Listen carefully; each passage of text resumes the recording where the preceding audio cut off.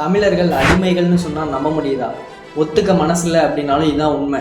ஏன் அப்படின்னா, தமிழ்நாட்டில் இருக்கக்கூடிய எந்த ஒரு இயக்கமாக இருக்கட்டும், கட்சியாக இருக்கட்டும், அதனுடைய முழு நோக்கம் என்ன அப்படிங்கிறத தெரியாமையே ஒரு மூடத்தனமாக ஆதரிச்சுக்கிட்டு இருக்கிறது தான் தமிழர்கள். ஏன் மூடத்தனம் அப்படின்னா, இப்போ அம்மா செய்கிற சாப்பாடு சரியில்லை அப்படின்னா எடுத்து சொல்லுவாங்க. அதே தான் அவங்க ஓட்டு போட்ட தலைவரோ இல்லை கட்சியோ தப்பு அப்படின்னா அதை ஒத்துக்க மாட்டாங்க. இதான் இன்றைக்கி இருக்கக்கூடிய தமிழர்கள்.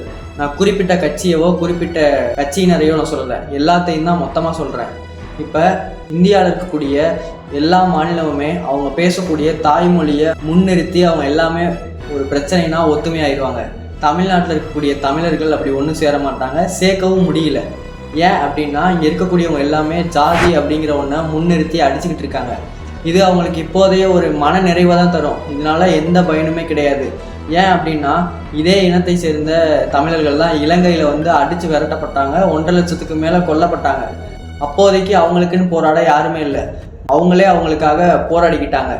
அந்த நிலைமை வந்து இங்கே வர்றதுக்கு ரொம்ப நேரம் ஆகாது. ஏன்னா வெளி மாநிலத்தவர் இங்கே வந்து வேறு மொழியை நமக்கு திணிக்கிறதும், தமிழ்நாட்டுக்கு தண்ணி தரமாட்டேன்னு சொல்கிறதும், இங்கேயே வந்து தமிழர்களை அடிக்கிறதும் எல்லாமே தமிழ்நாட்டில் தான் நடந்துக்கிட்டு இருக்கு. இது மாதிரி எவ்வளோ நடந்தாலும் தமிழர்கள் அவங்க ஓட்டு போட்ட கட்சியை மூடத்தனமாக இன்னைக்கு வரைக்குமே ஆதரிக்கிறது அப்படிங்கிறது தான் தமிழர்கள். அதனால தான் தமிழர்கள் அடிமைகளாக இருக்காங்க. இந்த மாதிரியே போனால் இலங்கையில் வந்த நிலைமை இங்கே வர்றதுக்கு ரொம்ப நேரம் ஆகாது.